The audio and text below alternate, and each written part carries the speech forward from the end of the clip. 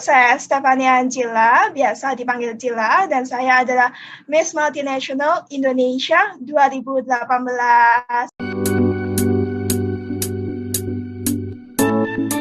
Pertama kali mulai itu tahun 2015, jadi sebenarnya nggak punya basic dan nggak punya keinginan sama sekali untuk ada di dunia kontes kecantikan, di dunia model, di dunia duta wisata. Cuma pada akhirnya suatu hari mungkin jalannya Tuhan ya, jadi saya bertemu dengan salah satu agent, yaitu dari Yayasan Anugerah Mahabintang di Jakarta. Saya bertemu dengan salah satu agentnya dan dia menawari saya untuk ikut ajang yaitu Indonesia Model Hunt, di mana ajang ini juga merupakan salah satu ajang yang sering diikuti oleh para putri Indonesia. Jadi pada saat itu saya merasa oke lah, give it a try. Jadi aku coba dulu aja, siapa tahu itu jalanku. Ternyata dari lomba itu mencapai posisi 5 besar, padahal belum pernah ikut lomba sama sekali. Hingga akhirnya tahun 2016 saya ingin coba lagi, tapi di dunia kontes kecantikan, yaitu salah satu ajang yang bernama Putri Pariwisata Indonesia, dan saya ikut pada saat itu. Jadi sebenarnya waktu itu alasan mencoba dasarnya adalah karena memang benar-benar gak ada keinginan sama sekali, tapi ingin apa ya, benar-benar kayak oke lah, something new, let's try kayak gitu.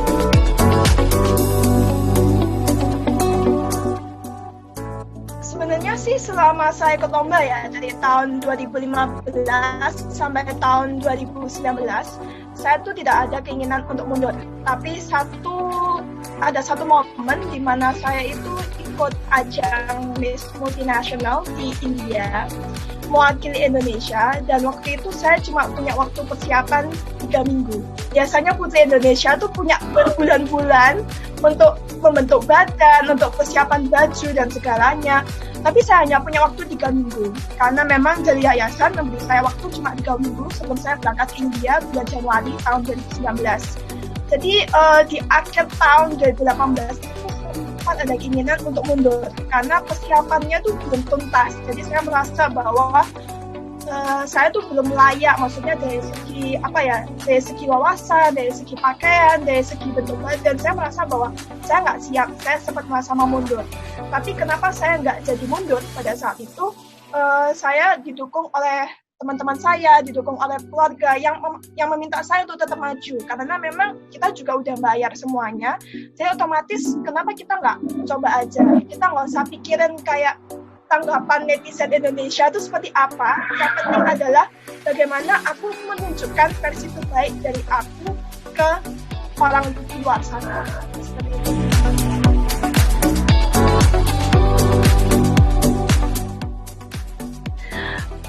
Dari awal ya, tadi yang udah disebutin itu top 5 besar Indonesia Model Hunt 2015. Kemudian runner up 1 Smart Model Look Indonesia 2015 itu dari satu yayasan yang sama yang mengadakan 2 lomba berbeda. Jadi saya ikut dan puji Tuhan saya dapat di dua lomba itu saya dapat posisi. Kemudian top 3 Putri Pariwisata Indonesia Provinsi Jawa Timur tahun 2016. Kemudian Putri Indonesia Jawa Timur Persahabatan 2017, juara 1 Kak Daning Surabaya 2017, ya, juara 1 Putri Citra Indonesia 2018. Kemudian apa lagi ya? Oh, finalis Miss Culinary Jawa Pos 2018. Kemudian yang terakhir adalah Miss Multinational Indonesia, dan di India mendapatkan gelar Miss Multinational Best in Personal Interview 2018.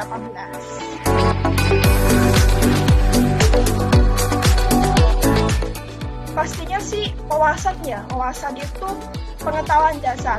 Jadi pengetahuan dasar itu tentang kehidupan sosial di Indonesia, kemudian kehidupan pendidikan, tentang wanita di Indonesia, tentang kecantikan, makna kecantikan sebenarnya itu pasti. Jadi setiap lomba, walaupun mereka punya yang dicari itu beda-beda, cuma dasarnya pasti itu. Kalau di kontes kecantikan pasti wawasan, definisi kecantikan, definisi wanita, kemudian pastinya pengetahuan dasar.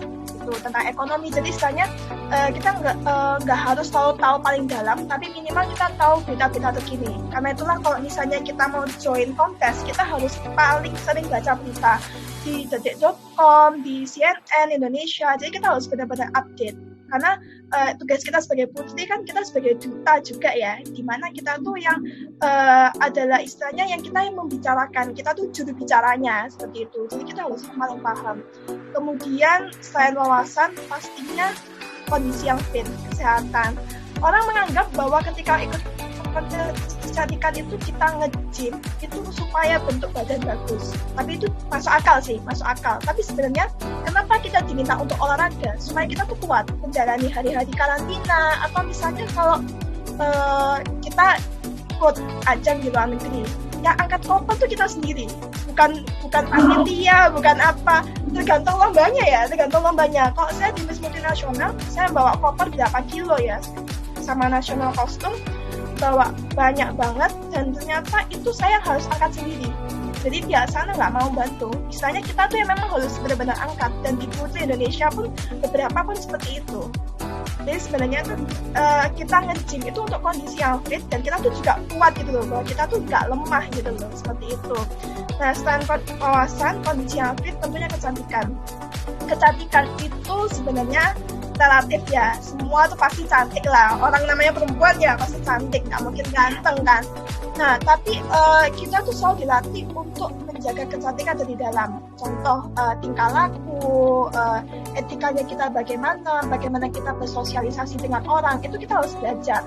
Istilahnya beretika tuh nggak segampang itu, apalagi beretika tuh harus sesuai dengan orang yang kita ajak. Contoh, kita bicara sama teman, sama kita bicara sama ibu wali kota, pasti kan dua hal yang sangat berbeda.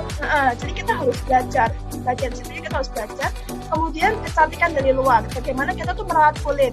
Contoh, kita pakai skincare, kita pakai face wash, kita sering cuci muka. Kemudian kalau misalnya di Islam kan kita juga sering wudhu kayak gitu. Nah, kita tuh harus benar-benar mengikuti itu semua, karena kecantikan luar yang sebenarnya itu adalah kondisi kulit yang bagus, bukan seberapa tebal make up yang kita pakai.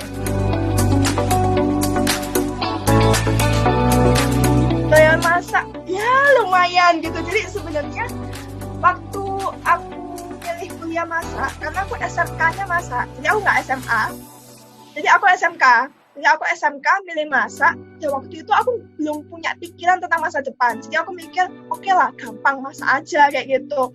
Pas kuliah masak, saya baru paham bahwa ternyata itu bukan jadi diri saya, hingga akhirnya saya ke lomba-lomba. Nah, pada saat di lomba-lomba itu saya menemukan bahwa oke, ini diri saya, bahwa saya itu dilahirkan untuk saya tuh berbicara kepada orang lain seperti itu. Nah, karena itulah walaupun saya lulusan D3 pariwisata, tapi saya juga kadang masak, tapi memang saya nggak mendalami, karena itu memang sarjananya saya rencana ngambilnya pasti sekitar di sastra atau komunikasi. Jadi kalau masak sih masih sering, kayak aku lebih ke arah kue ya, daripada masakan, ya lebih ke arah cake.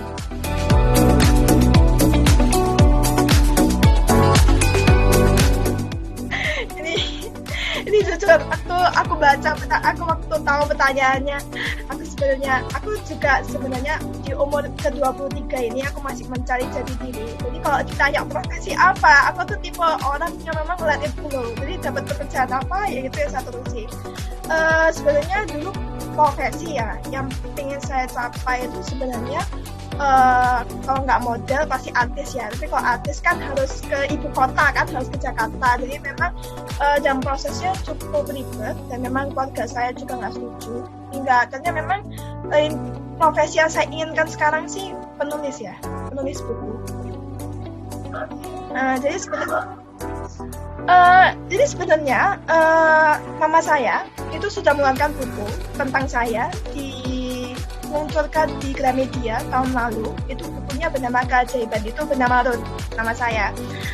Jadi buku itu bercerita tentang bahwa saya itu dulu terlahir tidak sempurna. Jadi kalau orang tidak percaya bahwa saya dulu terlahir didiagnosa autism, saya dulu nggak bisa bicara.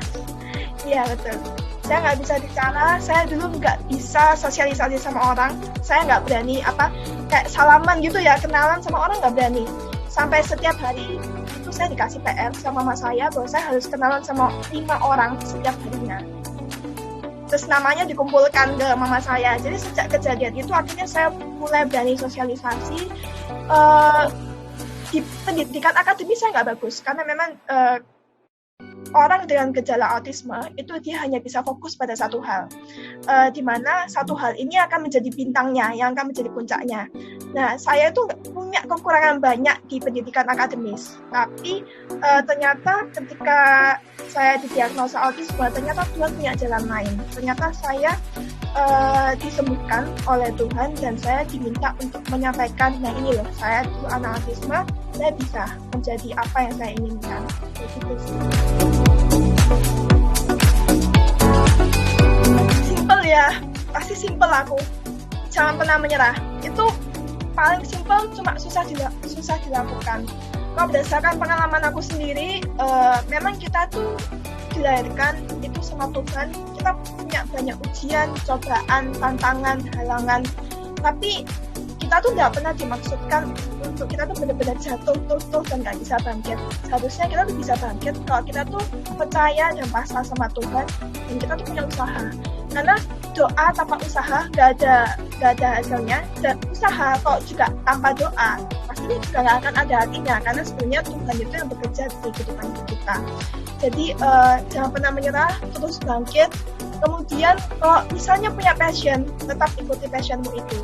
Kamu boleh nyoba banyak hal di dunia ini, jangan pernah coba satu, coba banyak hal, dan nanti pada akhirnya kamu akan temukan mana yang terbaik dan mana yang kamu sukai, itu bisa jalan barengan gitu. Kayak gitu sih, simple sama ngasih pesen. Makanya never give up pokoknya.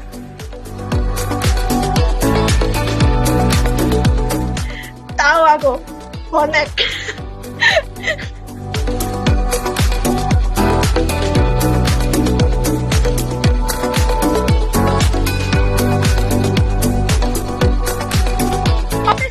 Hari ini udah selesai. Thank you so much udah nonton pada video kali ini. Jangan lupa untuk like, komen, dan share ke teman-teman kalian.